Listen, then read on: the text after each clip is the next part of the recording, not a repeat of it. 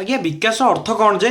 ବିକାଶର ଅର୍ଥ କ'ଣ? ମୋ ବସ୍ଟାକୁ ଚେଞ୍ଜ କରି ଆମ ବସ୍ କରିଦେବା, ଆଉ ରଙ୍ଗ ବଦଳି ଗ୍ରୀନ୍ଟାକୁ ଚେଞ୍ଜ କରିକି ଅରେଞ୍ଜ କରିଦେବା, ଆଉ ଏସି ମେଡ଼ିକାଲ କାମଟାକୁ ଡେରି ଡେରି କରିବା, ଆଉ କ'ଣ ବିକାଶର ଅର୍ଥ? ଆଉ ବିକାଶର ଅର୍ଥ କ'ଣ? ପୁରୀ ଠାରୁ କଟକ ଯେଉଁ ମେଟ୍ରୋ ହେଉଥିଲା ତାକୁ ବନ୍ଦ କରିଦେବା, ତା ଦେହରେ 200 କୋଟି ଟଙ୍କା ଯେଉଁ ଇନଭେଷ୍ଟ କରିଥିଲେ ପୂର୍ବ ସରକାର ତାକୁ ବି ପୁରା ପାଣିରେ ବୁଡ଼େଇଦେବା, ଆଉ କ'ଣ ମିଶନ ଶକ୍ତି ଯେଉଁ ପୂର୍ବ ସରକାର କରିଥିଲେ ତାକୁ ବନ୍ଦ କରିକି ଲୋକ ମାଆ ମାନଙ୍କୁ ମିଶନ ଶକ୍ତି ଯୋଗୁଁ ମାଆ ମାନେ କେତେ ଇଏ ହେଇଥିଲେ, ଅବିକା ତାକୁ ବନ୍ଦ କରିଦେଇକି ସେମାନେ ପ୍ରତି 6 ମାସକୁ ଥରେ 5,000 ଟଙ୍କା ଲଗାଉଥିଲେ। ଆଜ୍ଞା ଗ୍ରାଉଣ୍ଡ ଲେବୁଲରେ ଆପଣ ଆପଣ ଜାଣିଥିବେ ଗ୍ରାଉଣ୍ଡ ଲେବୁଲରେ ଯେଉଁ ମାଆ ମାନେ 5,000 ଟଙ୍କା ଲେଖା ପ୍ରତି 6 ମାସରେ ପାଉଛନ୍ତି, 5,000 ଟଙ୍କାଟା କେତେ ବଡ଼ ଆମାଉଣ୍ଟ ଆପଣ ଭାବନ୍ତୁ। କିଛି ନୁହଁ ଆଜ୍ଞା 5,000 ଟଙ୍କା ଆଜିକା ଟାଇମ୍ରେ 6 ମାସକୁ 5,000 ଟଙ୍କା ଆଜ୍ଞା କିଛି ନୁହଁ। ସେଥିରେ ସେ ମିଛ ସରକାର ମିଛ କହୁଛନ୍ତି କି ମାଆ ମାନେ 10 ଲକ୍ଷ ମହିଳା ଲକ୍ଷପତି ହେଇଗଲେଣି।